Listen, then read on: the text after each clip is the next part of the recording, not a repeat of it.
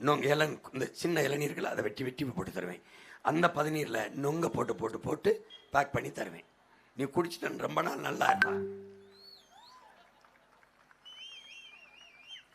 கருப்பட்டி காய்ச்சலும் பாரா, சின்ன சட்டியில் போட்டுருக்கின்றது. சும்மா நில்லது காய்ச்சது பாரு. பைத்தியக்காரா, மாடன் வாழ்றா, உலகத்தின் தலை சிறந்த நாடுறா ஒரு நாடு. பைத்தியக்காரா, டேய், நீ எந்தெந்த நாட்டுக்கு வேலை தேடி போனியோ அந்தந்த நாட்டிலிருந்து பாளையங்கோட்டை, திருநெல்வேலிக்கு, தென்காசிக்கு, அம்பாசமுத்திரத்துக்கும் அன்னை வேலை தேட்டு வர வைக்கிறேன்டா.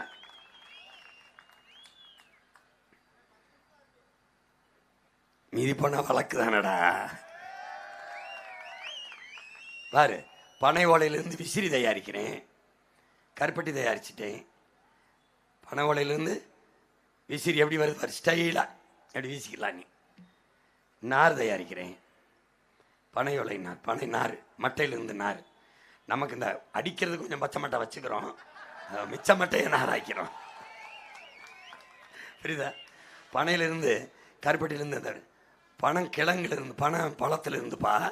பனம்பழத்தை தலைவர் எப்படி பண்ணாருன்னா, பனம்பழத்தை வச்சு அந்த சாரை பூரா பிதுக்கி எடுத்துட்டார்.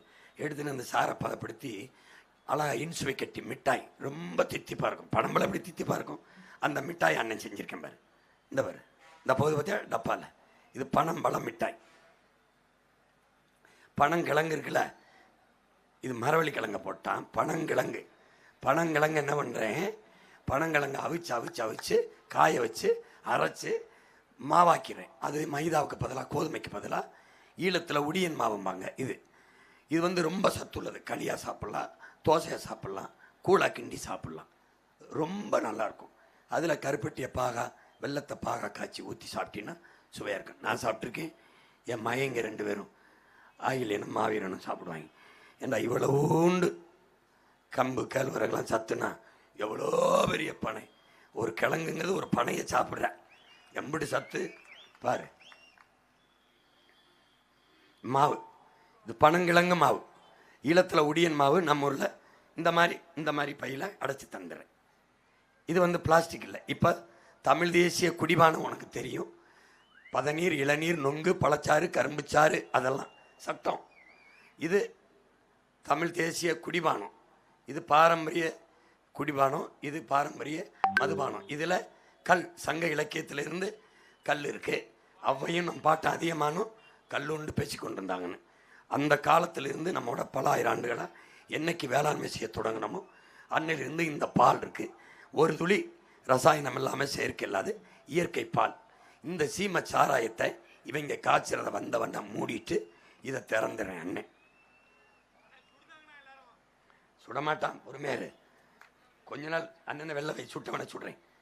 இங்கே பாரு, பனம்பால், தென்னம்பால், மூலிகை சாறு என்று கடையில் திறக்கிறேன். இது வந்து ஓட்கா ரஷ்யாவில் இருக்குது, ஜப்பானில் சேக் இருக்குது, இந்த டெகுல்லா இது மெக்சிகோவில் இருக்குது. ஒவ்வொரு நாட்டிலையும் ஒரு மது இருக்குது. இதில் நீ பனையிலிருந்து ஒயின் தயாரிக்கலாம், கரும்புலேருந்து ஒயின் தயாரிக்கலாம், திராட்சையிலிருந்து ஒயின் தயாரிக்கலாம், தென்னையிலிருந்து தயாரிக்கலாம். இந்த கல்லையை வேறு வடிவத்துக்கு மாற்றி நீ பருகலாம், எந்த நஞ்சு இருக்காது. ஏன் தயாரிக்கிறது உன் அண்ணன், உன் மகன், அதனால நீ நம்பி அருந்தலாம். இந்த சாராயத்தை குடித்து பல லட்சக்கணக்கான நம்ம அக்கா தங்கைகள் கைம்பெண் ஆயிருக்காங்க. கல்லை குடித்து செத்தவன் ஒருவனை சொல், தாலி அறுத்த ஒரு தங்கை அக்காவை சொல்.